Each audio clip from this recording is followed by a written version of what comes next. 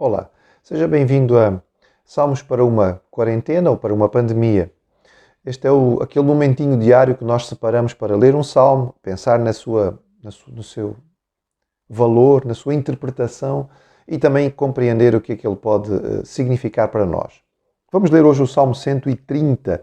O Salmo 130 faz parte daquele pacote que você já conhece, os salmos de peregrinação, ou salmos de romagem, salmos dos degraus, e que você tem acompanhado estes salmos, já sabe que são salmos muito característicos, eles são salmos pequeninos, muitas vezes eles têm apenas um foco principal de mensagem, eram salmos para ser decorados e serem cantados pelos peregrinos no caminho.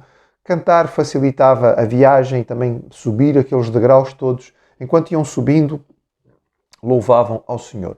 O Salmo 130 tem um foco. O foco do Salmo 130 é o perdão de Deus, digamos, a misericórdia do Senhor. Então, o Salmo 130 diz o seguinte: Das profundezas clamo a ti, Senhor. Escuta, Senhor, a minha voz. Estejam alertas os teus ouvidos às minhas súplicas. Se observardes, Senhor, iniquidades, quem, Senhor, subsistirá? Contigo, porém, está o perdão, para que te temam. Aguardo o Senhor, a minha alma o aguarda. Eu espero na sua palavra. A minha alma anseia pelo Senhor mais do que os guardas pelo romper da manhã. Sim, mais do que os guardas pelo romper da manhã. Espera, Israel, no Senhor, pois no Senhor há misericórdia, nele copiosa redenção. É ele quem redima Israel de todas as suas iniquidades. O Salmo começa com o toque de alguém que está a clamar a Deus a partir das profundezas. Que profundezas são estas? Bem, não temos certeza absoluta. Duas possibilidades maiores, talvez até as duas juntas.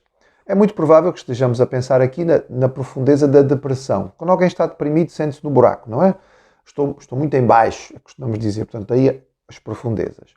E a pessoa deprimida precisa, clama, pede, roga ao Senhor. Por outro lado, talvez uma doença física, um problema de saúde grave que ameaçasse a vida, não é? Que pusesse diante do salmista a morte, e na profundeza do seu sofrimento, da sua dor, na expectativa de que estará a partir desta vida, ele clama a Deus. E faz sentido pensar nestas coisas, porque quando estamos deprimidos ou quando estamos muito doentes, pensamos na passagem desta vida e normalmente reavaliamos a nossa vida e percebemos que há coisas que não estão bem em nós.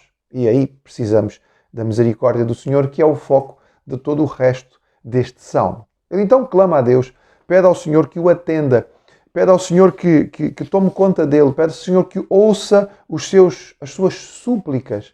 E depois ele faz uma afirmação muito interessante no versículo 3. Ele diz: Senhor, se tu prestares atenção no pecado, se tu fores realmente considerar as nossas iniquidades, quem é que vai sobreviver? Ninguém.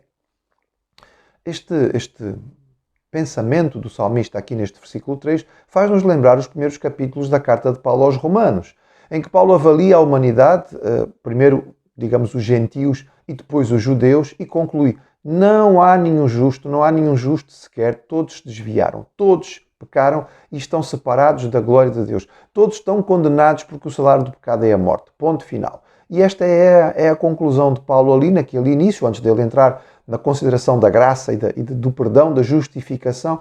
Aqui digamos, a mesma ideia, muito resumida num salmo, que é o Salmo 130, que é um salmo pequenino ainda por cima, porque ele conclui exatamente a mesma coisa que Paulo conclui naqueles capítulos, ou seja, não há como escapar, somos todos pecadores.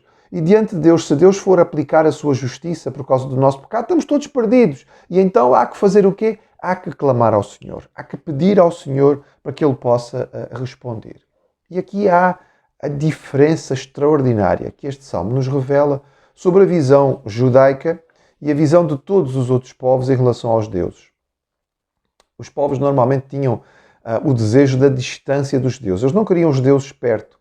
Eles faziam sacrifícios, pediam as bênçãos, mas eles queriam essencialmente que os deuses se mantivessem de certo modo distantes, porque os deuses, quando estavam próximos, as coisas não corriam bem. Eles entendiam que precisavam suprir os pedidos para que a ira dos deuses não se manifestasse. E basicamente era isto que eles temiam.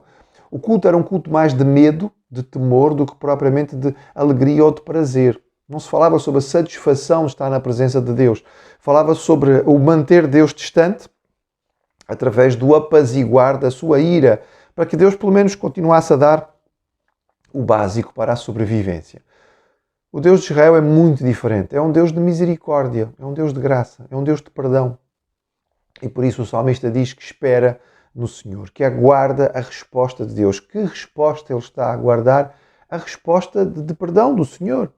Ele fala sobre a ansiedade de sentir este perdão. A ansiedade é descrita aqui de forma alegórica, ele usa uma parábola. Ele fala a respeito daquele que está à espera, não é? Do romper da manhã. Os guardas, em questão de vigia, têm as vigílias da noite. E quando chega a última vigília, qualquer pessoa que já fez isto e já esteve de guarda durante a noite, também diz este sentimento. A noite vai passando e quando chega a última vigília, parece que ainda fica mais apertado, parece que a hora ainda passa mais devagar. Todos temos esta percepção quando estamos na esperança de alguma coisa muito intensa, uma coisa que precisamos muito. Ou é um momento de muita alegria, ou é um momento de muita satisfação. Por exemplo, aqueles dias antes das férias. Reparou que os dias antes das férias o trabalho parece que é mais pesado? Os dias antes das férias parece que o trabalho passa mais devagar e parece que nunca mais acaba aquela última semana, nunca mais termina para nós podermos ir de férias. É esta a noção que ele tem aqui. Estamos nesta ansiedade e aquilo que estamos à espera do Senhor é muito intenso. E então, como ele espera de algo fundamental de Deus, que é o perdão, ele está com muita ansiedade a aguardar. Mas este aguardar de Deus se revela então no fim do Salmo de forma espetacular, porque ele diz que espera no Senhor porque em Deus há misericórdia, há copiosa redenção. Há uma redenção que não é pequenina, Deus não dá a sua redenção de forma apertada, Ele dá a redenção com muita alegria, com muita satisfação, em grande quantidade, há uma abundância, digamos, da graça do Senhor.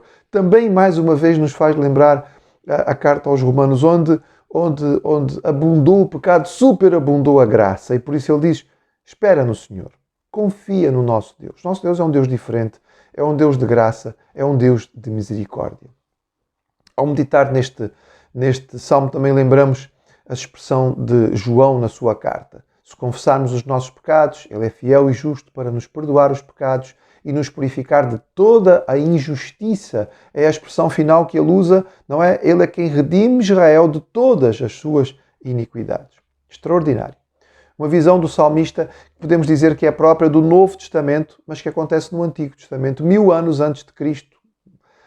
Ele tem esta percepção de que Deus é um Deus de graça e é um Deus de misericórdia. Vivemos num mundo que não conhece a Deus. Vivemos num mundo que tem uma percepção de Deus muito diferente daquilo que é a realidade do Deus que nós conhecemos.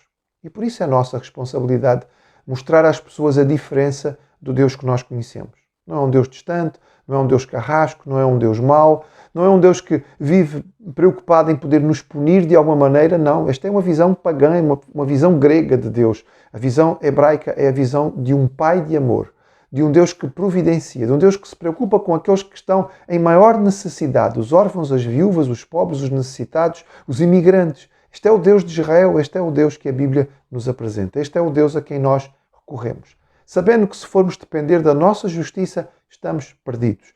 Os nossos pecados nos condenam, mas a graça de Deus, manifestada não sem justiça, mas pela justiça que Jesus ganhou para nós na cruz, faz toda a diferença. Então nós clamamos ao Senhor e esperamos a sua graça e esperamos a ação do seu Espírito, que traz o conforto e o consolo aos nossos corações e que nos faz descansar no Senhor.